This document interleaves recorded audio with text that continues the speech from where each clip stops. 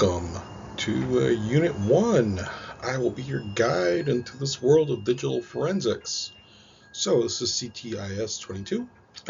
Personally, I'm a firm believer of not dumping you in at the far end of the pool and making you swim for your life. You know what I mean? I'm going to ease you into this little by little. So, we're going to talk about digital forensics today. We're going to be an overview of it. There will also be somewhat of an overview of everything we're going to touch on about in the class, but it's mostly for definitions so you're familiar with it when you get to those chapters later on. So remember, this is an 8-week course, guys. This is going to fly by really fast. So let's dive in. So it's intro to digital forensics, like I said, and we're talking about from physical evidence to the digital battlefield. So, physical forensics has been around for a long time, right? Well, it had to evolve just like the rest of the world evolved. So let's get into this. So here's what we're going to essentially be covering, the main topics, and it's what is digital forensics, why it matters in 2026, from bloodstains and bitstreams, the evolution of forensics, physical evidence versus digital evidence, and the rise of cybercrime and digital investigations. That's towards the tail end. That's kind of the big meat and potatoes, as it were, of what the world is today, right? Because you always hear there's a data breach, there was a hack, there was this, there was that. There's a lot that goes on behind it that you're kind of gonna see now the line. You're like, oh, so that's how that plays with it, or comes together, or that's how that makes sense. So there's a lot of those things going on, and that's what you're gonna kind of see. You're gonna make you think a different way too. You're gonna be very somewhat detail oriented, and it's pretty interesting, but it's kind of a hard mindset to break in the sense of like I need to turn this off. So let's get started here. So digital forensics is a field of forensic science, right? We know that already. It's in the name, forensics. So it is used to investigate cybercrimes. It can also help with criminal and civil investigations. Here's IBM's definition. Digital forensics, according to IBM, is as the following: the process of collecting and analyzing digital evidence in a way that maintains its integrity and admissibility in court. Huh? What? Well, that's what I have the breakdown right after it. The purpose behind digital forensics, it's translating what those two means, right? Those two definitions is to preserve original evidence for identifying and analyzing digital data. For instance, the data stored on mobile devices, cloud computing servers, networks are all a vital part of digital forensics. You're probably wondering, well, okay, that kind of makes sense. How do we capture that? We'll get into that. That's what we do labs for later down the line. Again, right now I'm just bringing you into this world. This is a big, different kind of world you're going to be getting your feet kind of wet in for a while. We're going to start off getting your toes in the water, then to your ankles, and to your knees. Eventually, it'll be up to your waist. You're like, okay, I'm kind of comfortable. Then it'll be like up to your chest. You're like, okay, I get it. This forensics, interesting stuff. So, you're probably watching this after my intro video, which I explained about what I've done for this stuff and all that. I won't really touch on it in these, by the way. So I know I segue out. I kind of do that, but back into here. Ideally, law enforcement officers, cybercrime detectives, and corporate security personnel should have a knowledge of digital forensics to protect public safety and corporate security. If that my head bubble is bugging you, let me know. And, PM or whatever. I can move it. I think I can move it. I'm using the Microsoft Recorder for once. I normally do it through Zoom, but this isn't too bad. So, in today's modern age, 95% of crimes involve digital devices, right? So we all have this here. That's my cell phone. We all have that. That's my wife. Don't worry about that. You can tell something from that. Oh, that could be evidence, right? You all have that in your pocket, right? You all have a computer. Again, we have more power than we did when we had the space shuttle up in our hands now, so we can do everything. A little bit about me. I'm gonna segue out for a second. Is I grew up with the rise of e-commerce. The internet was going everywhere. Now it's mobile, right? Internet's always in our pocket, always available. I can literally shop on Amazon, right, from my phone whenever I need to. And I'm looking at my phone because I'm getting a text message from my phone. And I apologize for that. It's everywhere, right? You go to a convenience store, there's ads when you go pump gas. There's a little screen with videos now, commercials, the weather. It's all digital, right? So back into this. Smartphones equal portable crime scenes. That's very true, right? It's part of our daily life. It's everywhere. Cloud data spans multiple jurisdictions. It can get very complex when it comes to the law, because how do you enforce a law? For example, something I was told a long time ago, and it's a very good way to look at it for computer law. If you ever want to get into it, that's a different animal, but it kind of applies, and this is what I'm getting at when it says jurisdictions, right? Multiple jurisdictions. So let's say you have a digital book in Germany that's free, right? You're in Germany, so the book is free to anyone that lives in Germany. but you're accessing it from England, where it's not supposed to be free, but you're accessing it. How do you enforce the law in England where, hey, you can't reach this book in Germany, but it's on the internet and it's available free? So think about that when it comes to jurisdictions in that way. Okay, so it's how do you enforce laws that are encompassing outside of where you are, like an umbrella. So ransomware and nation state attacks are increasing. You all heard of ransomware, right? You know, hospitals get hit, cities get hit, water companies, power companies. It's very common now, unfortunately, and nation state attacks are also increasing. So there's a very good example of one of the first nation state attacks in here. There's even a link for the article if you want to read it. When I get to it, I'll get to it. So it's referring to this is not the one I really talk about, but it's one that's more famous nowadays. Is maybe you heard of it, the Sony picture hack back like in 2010, 2007, around there. If you know Professor Sully, ask him about it. He was there when it happened, so he has more insight than I do. But anyways, they eventually traced it back to North Korea. So that's an example of one. The one I'm going to talk about later, like God knows how many slides later, because this is like 65 slides, guys. This lecture is being broken up into 2 parts. I talk about the CIA actually hacked a Soviet pipeline back in the 80s, the first known instance of a hacking / nation state attack. So it's pretty interesting. So digital evidence is critical in civil, criminal, and corporate cases, right? Because everything's practically digital now. So think about it this way. If someone robs a store today, what digital evidence exists before we even look at fingerprints? So what did they walk in with? Did they have a cell phone? Did they have a tablet? Were they hooked up to Wi-Fi when they walked in? Think about it. That's what kind of stuff that gets left behind. There's going to be a log of it somewhere. So there ought to be a trace of something somewhere that isn't, air quotes, physical in essence, but digital, right? So just keep that in mind. That is part of an assignment for this week as well. So this is just to bring you guys into it, to get you thinking, put your thinking hat on. And this week, again, is just the overview of it. Next week, we dive into thinking like an investigator, so you get a little more mental hands-on in that sense. So we will get to the programs and the stuff. Don't worry. That's like week 3-ish. But I want to get you guys in the mindset. So, for bloodstains to bit streams, the evolution of forensics. So, traditional forensics, I keep saying foreign because I see FOR, my apologies. Forensics is fingerprints, DNA, fibers, right? If you want to get a little more technical, I don't mean to offend anyone, there's also something called the rape kit where you take samples from the victim, male, female, what have you. Blood's a common one, that's where DNA comes in. Fingerprints, fingernails, skin sampling, even saliva, like, your 23andMe, Ancestry.com, that's a form of DNA. And we also are going to talk about low cards exchange principle, that no matter what you do, you always leave a trace, physically or digitally. Example, when you go home and touch the doorknob and open and twist the door, do you leave I'm trying to slow my hand on camera. Do you leave fingerprints on that door? Yeah, everything you touch, you leave something, right? There was the rise of computers in the 80s, followed by that I mentioned earlier about the internet, and that expanded into the 90s. And now digital artifacts are replacing physical traces. Yes and no, because physical evidence is still physical, right? Like if I lift up my mouse, which I'm holding, it's a gaming mouse, okay, don't judge me. Personally, just segueing out of this so you can think of it as leaving traces. I handle a lot of resin because I work with resin printers too. And if I'm working with resin, it's sticky and tacky and liquid, right? If I touch my mouse, would that leave a fingerprint? Most likely. So it's just things you got to think about like that. And so, continued from, bloodstains, bit streams. So traditional forensics, like I said, it's blood splatter. Ballistics is one I didn't really mention, but tool marks, physical trace evidence like fibers, shoe prints, mud prints, dirt can be used. Still part of forensics, but it's kind of the gruesome part of forensics. And death, they can identify bodies, by the type of vegetation growing around it, or victims rather. Pardon me. The kinds of bugs, if there's any dried blood under the fingernails, things like that. They can do all kinds of things. So that's a physical trace, right? That's everything we kind of know that's physical. But when you look at it, this is just physical, right? Blood splatter being measured, a fingerprint being dusted, blood sample being collected down here in the Q-tip. It's just, I'm going to talk about this, okay? It's just physical. I'm going to get you to understand, like, this is all the physical stuff we're used to, right? You've seen TV shows, people come in dressed in hazmat suits, with breathers, and all this. That's not even the cleaning crew. That's the sampling, grab it, and they do what I usually like to refer to as tag it and bag it. If it's evidence, they grab it, throw it in a bag, tag it, write it down, things like that. It's physical, right? You kind of do the same thing digitally, but you do like a ledger that's digital, and you write into it, type into it, rather, and you go from there and catalog it. So these are just kinds of physical, right? And let's move into digital. I apologize for the picture in the upper left. It's really small. It's the best I could do.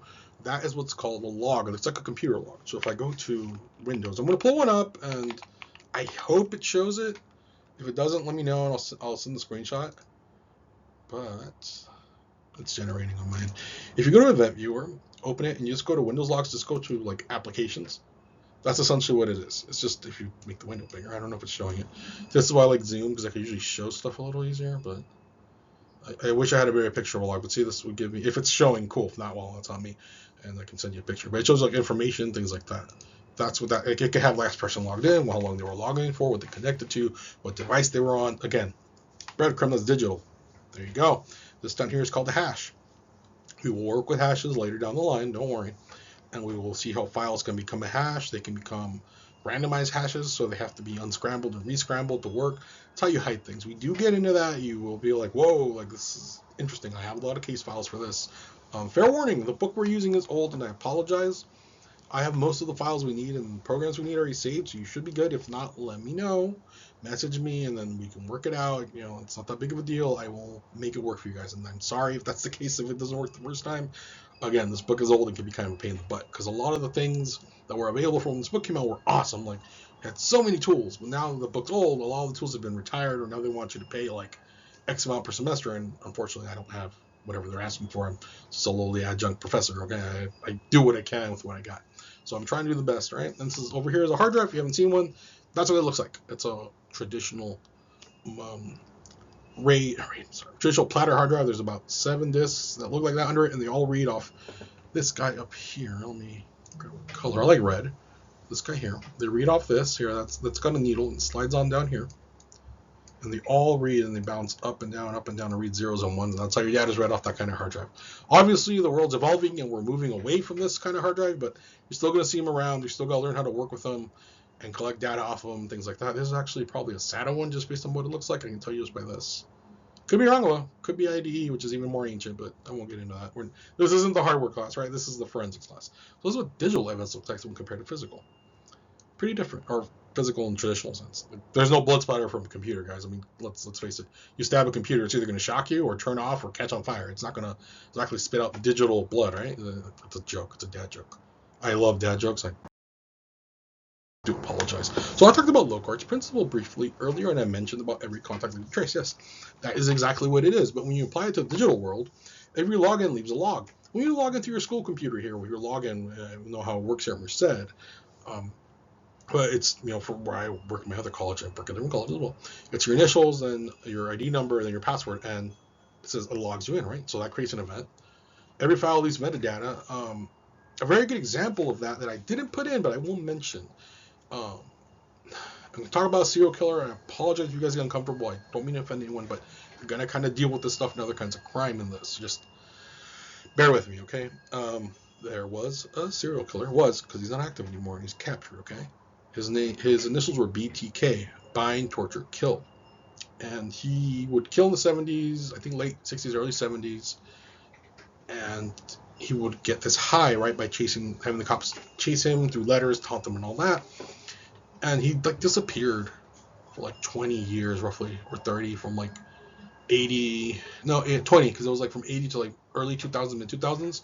He rolled there to the cops saying, hey, can I send a floppy in? You know, floppies before, most of your time I had floppy disk. Look it up.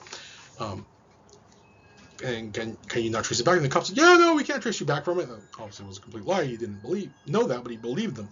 He sent it in, and they wound up capturing him, I think, like a week later. His name is Dennis Rader. If you're ever curious about it, that's a very good example of every file leaves metadata. Look it up. If you want to know, message me on Canvas. I will send you a link to the articles about it. It's pretty interesting stuff. So every connection leaves a timestamp. Yeah, when you connect to any network, it leaves a timestamp or record of when you connected. So tangible evidence versus intangible but recoverable data. What does that mean? Tangible evidence is something physical, like these pliers.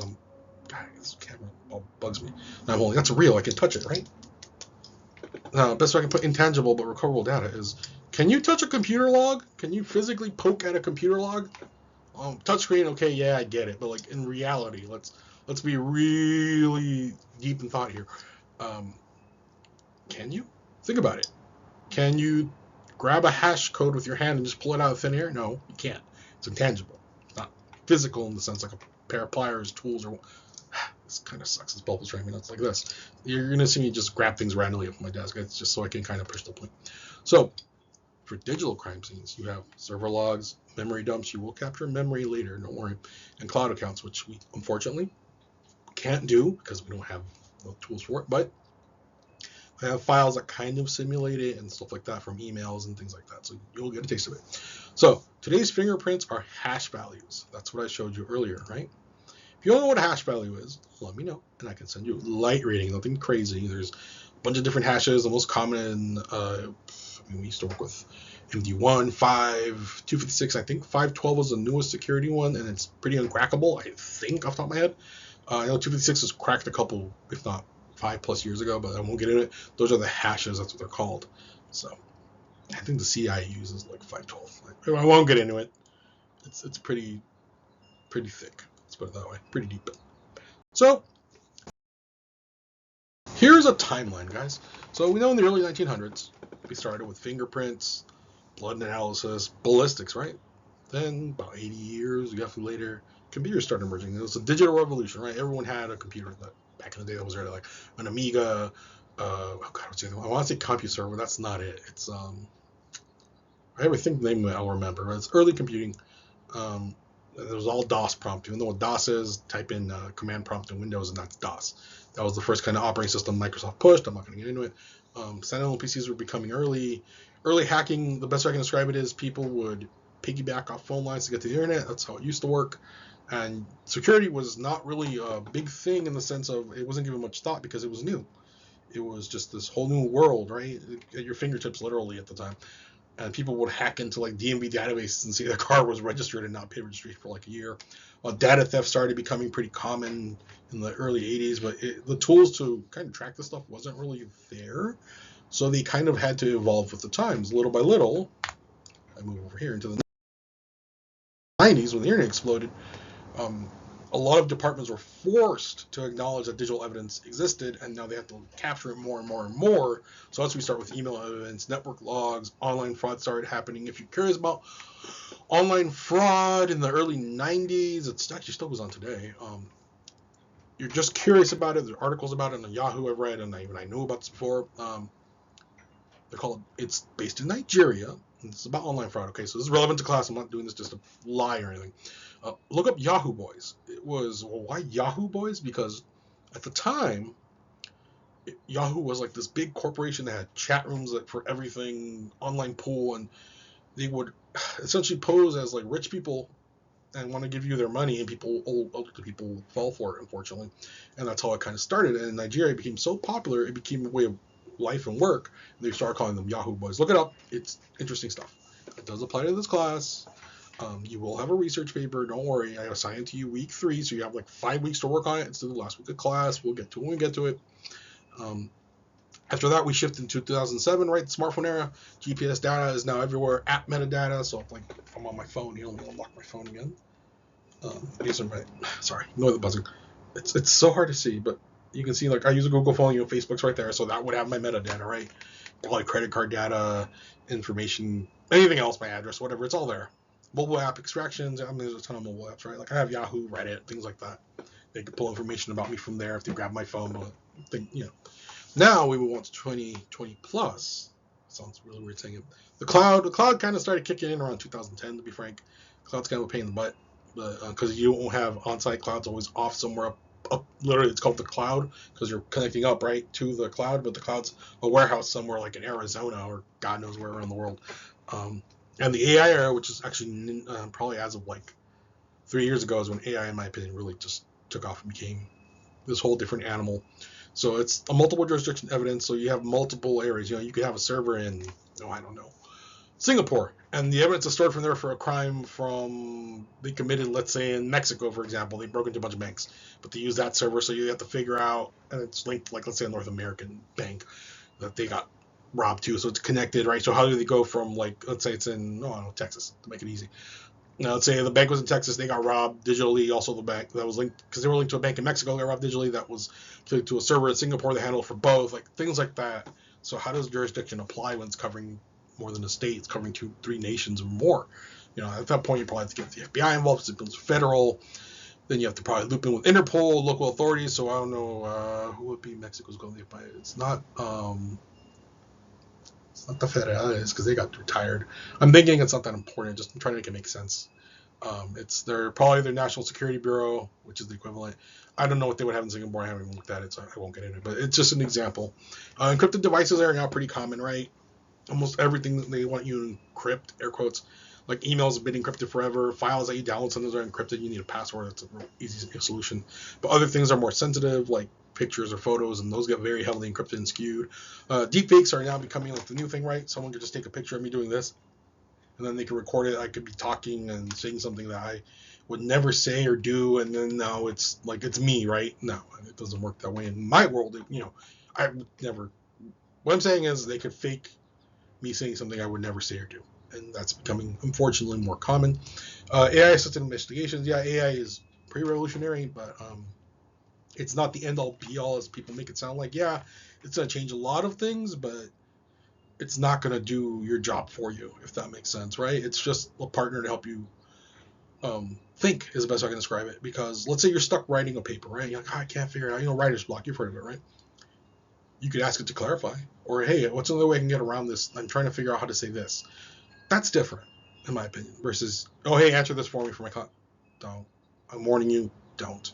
It's even in my syllabus, but I can tell, and not just tell, and just trust me, guys, don't do it. It's not worth the hassle, because then we're going to have a nice, not unfun conversation for any of us. And on top of that, we're going to talk to the dean, and then we go from there, okay? So that's just the timeline of how things have evolved. So give me 1 second. All right, guys, pardon me. I had to grab some water because I was thirsty. Let me get my camera centered. All right, so physical evidence, right? It's tangible. You can touch it in the sense like it's there, it's real. But unfortunately, it degrades over time. Blood dries, right? Fibers, no matter how new and old they get, they break down. Look, the best way I can describe for fibers breaking down, even though they have color and look beautiful, look at like some of the Peruvian mummies, that they found, and look at the textiles they have on them. Some are bright, some are worn. Another one is a lot of mummies in Egypt when the sarcophaguses were decorated and all that. They were beadwork, jewel work, beautiful things, right? But the moment they move them, it's fragile and falls apart. So that's the best way to look for degrading, right? Time is the enemy of most things, right? You have to store it physically. You gotta put it somewhere in a box, right? It's somewhere in a warehouse. It has a unique physical form, and it requires a bunch of different labs for testing, right? DNA lab, fingerprint lab. What's the other one? Big old forensic physical lab, essentially, right? It can cover almost anything under the sun. On the other hand, we have digital evidence, which is intangible. You can't touch it, but can persist indefinitely. I mean, it can exist forever if you save it, and you save it multiple times in different areas. You have a million copies, right? It won't go anywhere. Stored on devices, yeah, it can be stored on a phone, a flash drive, a computer. The cloud now, it's more common because it's air quotes more secure and what's called scalable. You can expand the storage. It's easy to duplicate. You can make a copy right in under an hour usually, but DVD if they still do that, or a flash drive, or grab it and take it to the court through the air or an iPad or whatnot, put it into a presentation. But on the flip side, instead of it requiring a full-scale lab, it requires specialized tools, and unfortunately, those tools can be very, very expensive, guys. So let's move on. We have about 23 slides till we take a break because I break up my lectures in 2 parts. Normally, my lectures don't go this long. Okay, I'm just warning you. I'm sorry, and I apologize if I've deviated a little here and there. Just I'm getting excited, and I want to give you guys examples. So that's just how I am. If it bugs you, let me know, and I'll focus and rein it in and be very boring, dry, monotone. Yeah, I don't think anybody would want that, right? Because I'm not trying to just read from the slides. I'm trying to explain to you why it's, this is what it is. That's how it does it. Got it. Yada. So let's talk about the rise of cybercrime and digital investigations. So ransomware. You've heard of ransomware, right? Well, its definition. It's malicious software that encrypts a victim's data and demands payment for its release, right? You all heard it, pay in Bitcoin, transfer X amount by so-and-so date, or your files are locked forever and they discard the key. So how does ransomware work? It encrypts a file, you send your ransom note, and they want cryptocurrency as a payment, right? Often data exfiltration before encryption, so sometimes they'll do it in the background, copy all your stuff without you noticing, and then lock it. And then you're like, why can't I get to my file? It's warm today, guys, when I'm recording, so I apologize. Why it matters in forensics. Investigators identified patient zero. Well, patient zero actually goes back to diseases. Where is the origin? Where did it start? That's what it refers to as patient zero. Sorry, I'm up centered. My chair moved. And So what is the source? What happened? So to trace ransomware, you usually have to identify the user. So who's the first person that clicked it? Who's the first person affected? And when you get from there, you get the computer name, the computer, the network port. We're getting into a lot of things, right? The network IP address that it was linked to. What plug in the wall it went to. It's like I'm holding up already like five fingers. I'm doing that off screen because bubble. Um, there we go. So you're up to there. Then you're like, okay, well, it was on this port. It went to connect to the IDF, which is our network mainframe for that area, which then connects us to a master network switch, which goes back to here, and that routes out to. You see, it all just spreads out and becomes like, okay, that's where we're going. So why does it matter in forensics, right? That's pretty much why. So you can trace. That's me tracing the movement just in my head, and then after you analyze the logs and determine how big is your impact. Does it affect one user? Does it affect 100 users? Does it affect everyone here? If it affects everyone here, how do you recover? I don't get into that in this class. We talk about that in server and administration as well. And CTIS12 for server, CTIS17 for the Windows and network admin. We talk about that kind of stuff. So, but here you kind of stop at the, okay, who's it affecting? How do we go from there? Kind of deal. And how to recover, where did it come from? That kind of gist. So, identity theft has been pretty common, guys. You've seen it. It's unauthorized use of someone's personal information for financial gain or crime, financial or criminal gain, same difference. Common sources, you hear about data breaches all the time, right? Experian warns you, they got hacked. Who else? Home Depot's been hacked. Target's been hacked. T-Mobile, Walmart, you name it, they've been hacked probably. Phishing is one of the most common things. You probably see it in your Merced email, like, hey, don't click on this. It came from an outside source. It's not a legitimate thing. They're just trying to gather information. Phishing and social engineering kind of go hand in hand. What do I mean by that? Phishing attacks pretend to be somebody you know, or hey, you want X amount of $1 million, just click here and fill out this form. That's how they get you. Social engineering, like, hey, I'm your cousin, blah, blah, blah. They can pretend to be somebody else that you know. You'll give them the information they need, and then they're off to the races with someone's identity. Credential stuffing, yeah, pretending to be someone else with a badge. That's kind of common. That's more for cybercrime, but I can see where it plays in identity theft because it is a form of identity theft. So you guys have probably heard by now about the MGM hack that happened, I think, a couple years ago. So the way it happened was they used phishing attacks, social engineering, and credential stuffing. Why not data breaching? So they used social engineering in the sense they pretended to be an IT admin that worked at MGM, and they copied the credentials. They copied his name and everything from LinkedIn. Okay? They called the help desk saying, hey, I got locked out, blah, blah, blah, and they kept pushing it. That's a phishing attack and social engineering because they're pretending to be someone or not, and they're saying I'm so-and-so. And then they stole the credentials. And they were in the systems in MGM, I think, for like 3 months on the back end, like just monitoring, implanting stuff before they did anything. And that's how they caused that, which also led into ransomware, right? That's what ended up happening. So it kind of goes hand in hand. So forensic relevance. So you're going to look at IP logs, and analysis like where they come from, transaction tracing, like what have they done, email header examination, kind of if they do email dot, yeah, if not, you don't. Device attribution, so what devices did they use, what did they call from? For example, I have another example that's actually more identity theft related than ransomware. One of my neighbors, I've known them since I was a kid, right? And I'm like almost 40, so they've known me for almost 40 years, right? And they reached out to me saying they need help with a computer. They were getting charged all these things from Home Depot and this and that. Well, what ended up happening was there was a data breach, I'm assuming, for Home Depot, or they got it just some way through a data breach. They called Home Depot, got a copy of their Home Depot credit card, started buying a bunch of stuff. They noticed it. Next thing you know, they're calling the bank they have, saying they're so-and-so person, I know. Please transfer X amount of money, because they had a bunch of different money saved in a different account, to X account. The only thing that stopped them from doing that transfer was the bank has a password or passphrase in place that only they know with the user. When they asked for it, they couldn't produce it. That's how they were stopped. So if you think about that for a second, that's pretty terrifying. They can do that. Oh, and the other thing was, if you don't know what a landline is, I forgot to mention, they transferred their landline phone number to a cell phone number that they've had for over 30 plus years.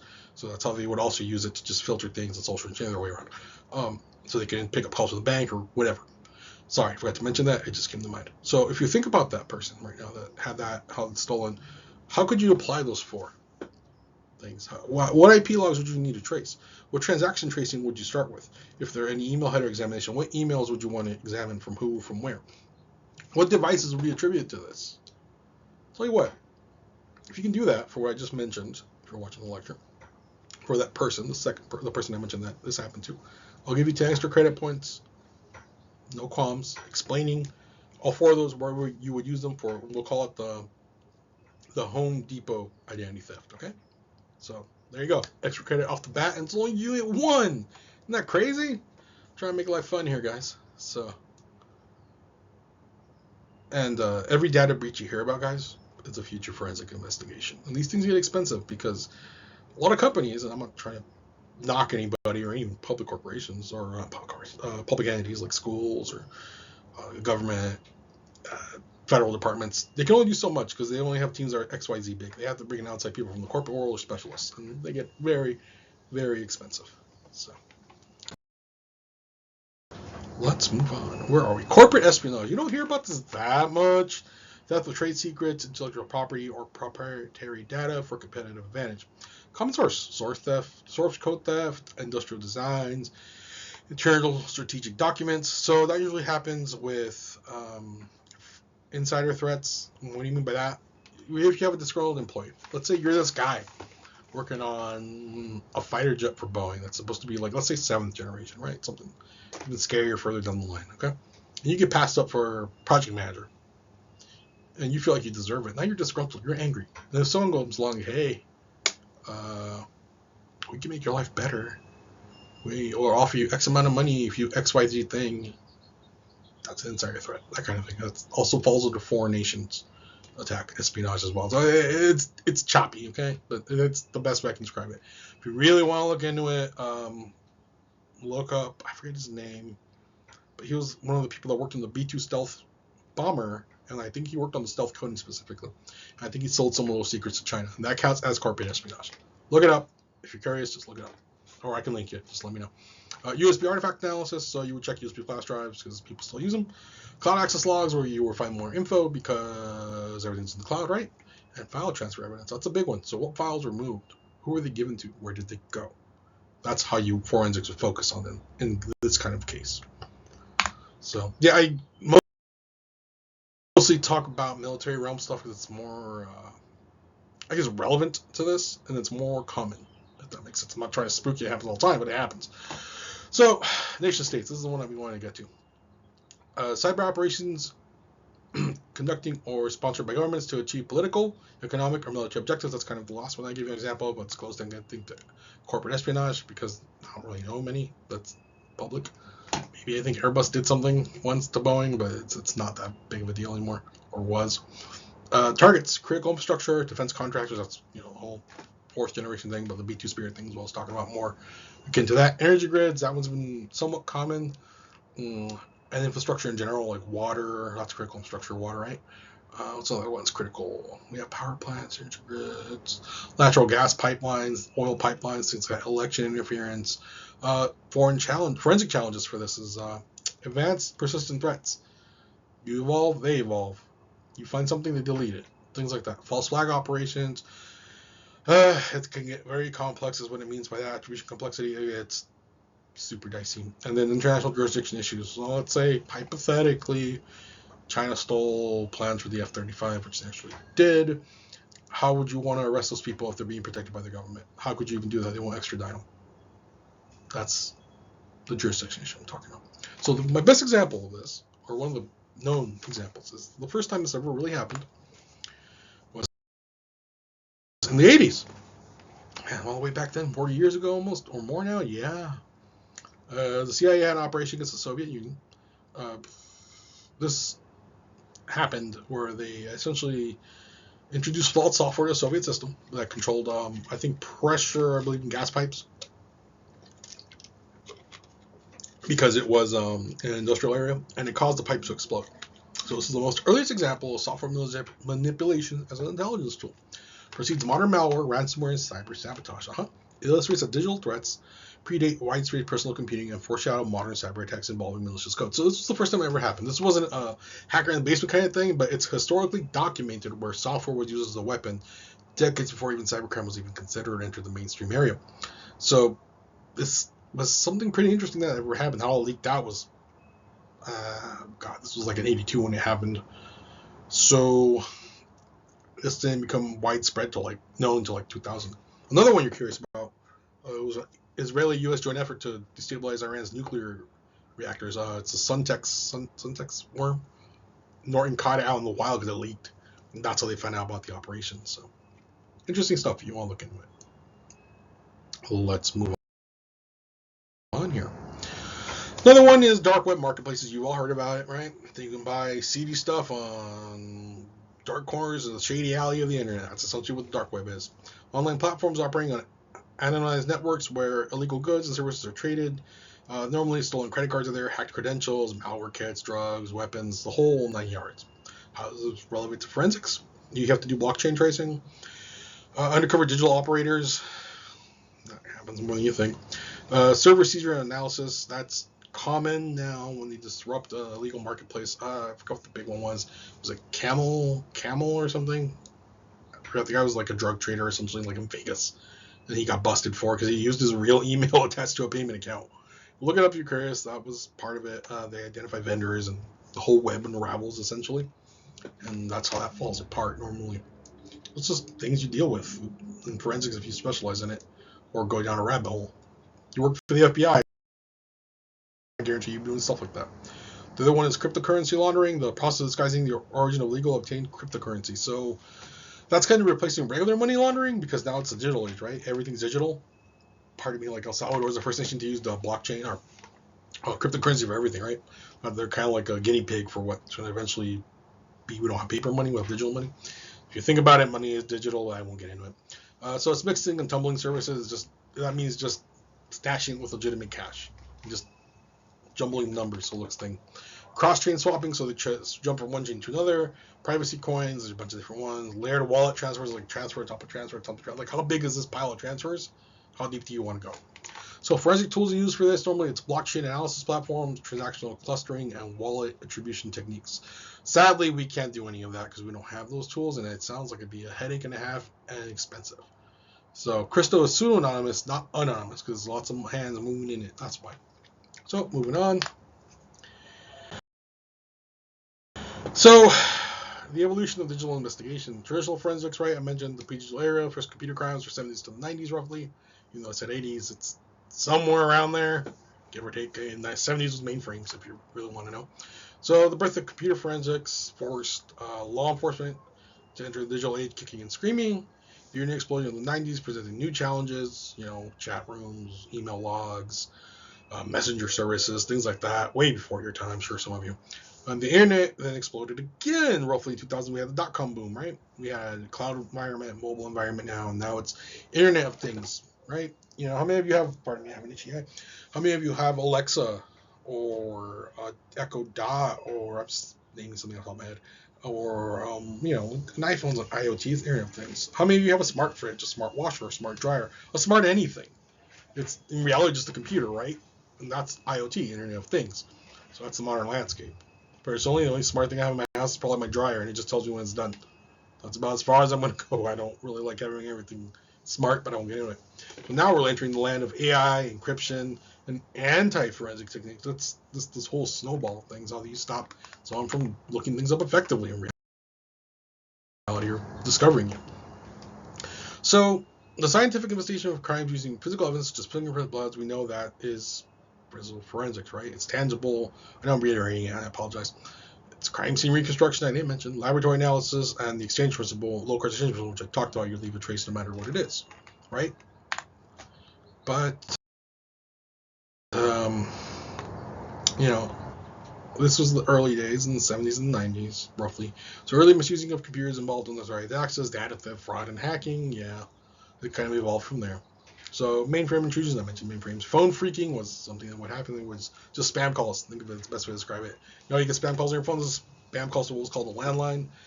Very early malware. I don't remember the name of the worm anymore. Let me see if I have it written down. I do not. There was one early worm that just said, "Hi, I think I'm Robert," is what it was. And then you wouldn't hear anything, it would just tell you, "Hey, I'm Robert." That was the first computer worm. Insider data manipulation, yeah. This era introduced the need for digital evidence preservation, so that roughly 20-year gap is what forced law enforcement to change.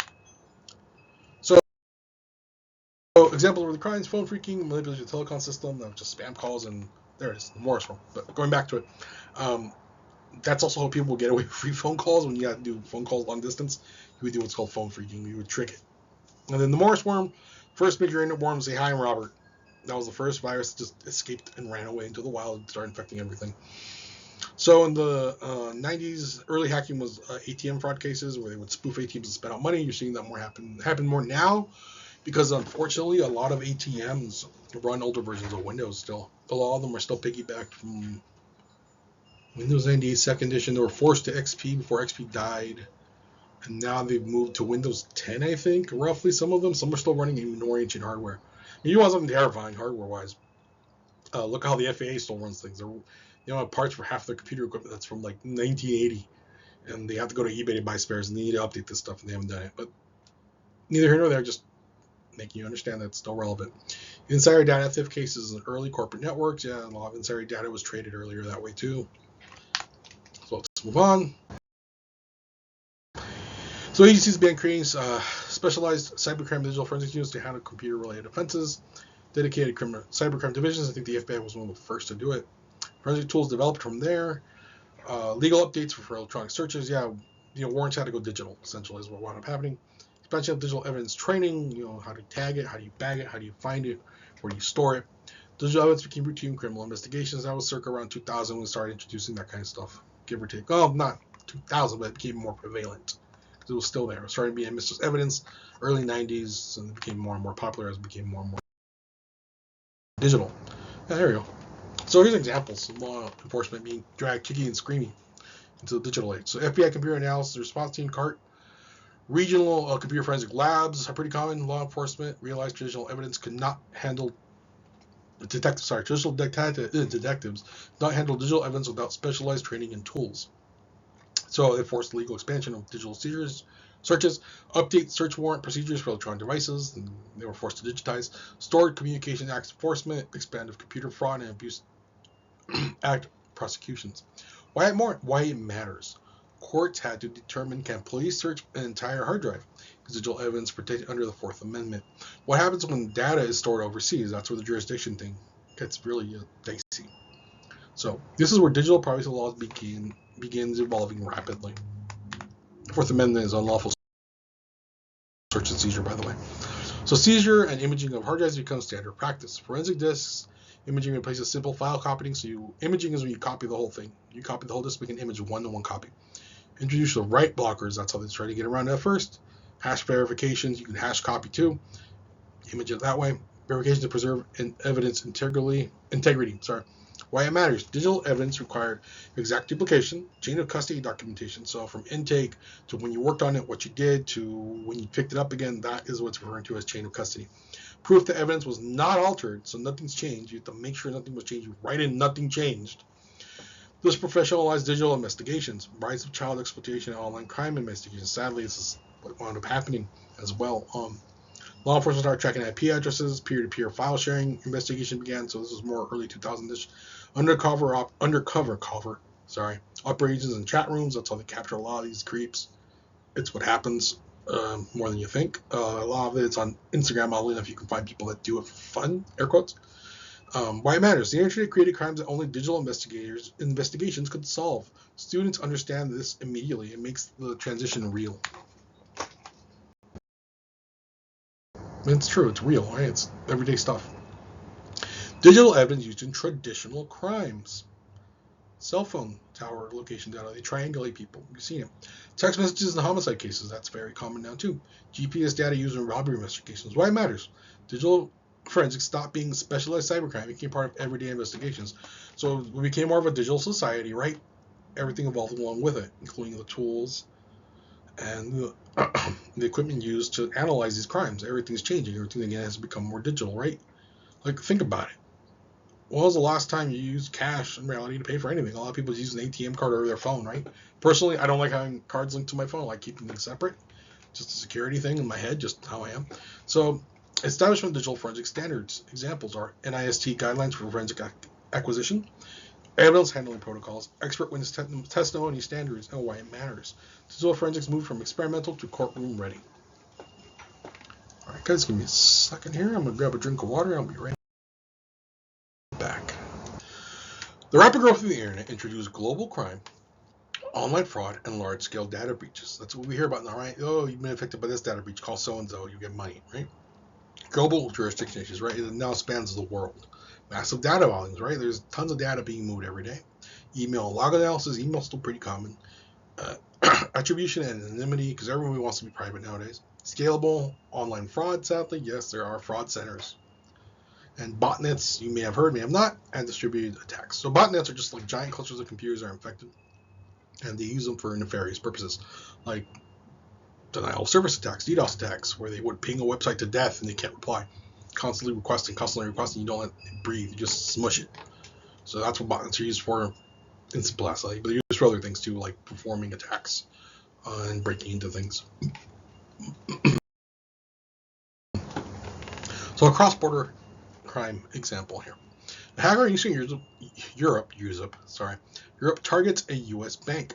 Servers hosting stolen data are in another country. Cryptocurrency wallets are traced across multiple jurisdictions. So, which country has legal authority? The Eastern European country or the U.S.? Think about it. Extradition issues. What if there's no extradition treaty between that nation and the U.S.? How can they get the criminal? When they wait for him to go on vacation to a country they has, when they capture him? Well, that makes that Eastern European country mad. I mean, think about it. Different cybercrime laws, right? Different area, different jurisdiction. What if that, I'm not naming any country in general, just an example. If that Eastern European country doesn't even have laws against this, so he didn't break any law there, but he broke one in the U.S., how do you enforce that? Things you got to think about, guys. So just keep that in mind. If I'm going too fast, let me know. Again, I'll slow down. Just for you guys to ponder. That's mostly all this is. So, massive data volumes now. Seizing a single PC in 1995 produced about hundreds of megabytes. Okay, megabytes are smaller than a gigabyte, right? Seizing a modern server or cloud account can be terabytes or petabytes. That's huge. It's hundreds, thousands of gigabytes alone to sort through. Megabytes are faster because it's not a lot of data. So, how do you sort through like a sea of information is the best way to put it. Time to analyze evidence. Takes a lot longer now. It's more information. Storage logistics. Where are you going to store these things? They're huge in terms of file sizes. Automated forensic tools are become needed, which is where AI kind of came in. They helped a little in that sense. So, email and log-based evidence. Email fraud schemes. You get the emails. Click here. You won this. Click here. You won this new Monique Congamilto drill. All we need is your information. Phishing attacks. I'm so-and-so from XYZ Corporation. You won $1,000. We need you to contact us. Blah, blah, blah, blah, blah. Header analysis. Does this really come from them? SMTP logs for emails. Where did this really come from? Where did it originate from? So new challenges. Tracking spoofed addresses. They spoof the addresses all the time. I get things that say they're from PayPal. They're not from PayPal. They're from some other ungodly known email. It's not them. Understanding metadata. So understanding what the data really is telling you. Interpreting timestamps across time zones. So what if it's in a different time zone? My head's in the way of this slide. Can I move myself? Hold on, guys. Give me a second.